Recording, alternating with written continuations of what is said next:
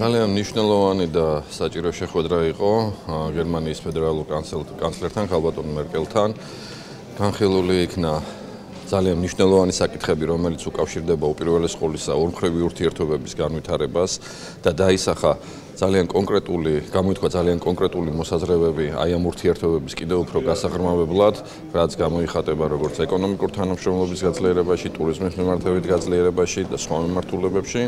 Რა თქმა უნდა, განხილული იქნა ევროპული და ევროატლანტიკური დღის წესრიგი და გერმანია იყო და რჩება საქართველოს მტკიცე მხარდამჭერად. განხილული იქნა ოკუპირებულ ტერიტორიებზე არსებული ვითარება და უსაფრთხოების გარემო რეგიონში. თავისთავად ცხადია განხილული იქნა თავად ევროკავშირში მიმდინარე პროცესები და ასევე ძალიან დიდი ინტერესი გამოიკვეთა თავად საქართველოში მიმდინარე შიდა პროცესებთან დაკავშირებით, დემოკრატიულ რეფორმებთან დაკავშირებით და მომავალ არჩევნებთან დაკავშირებით.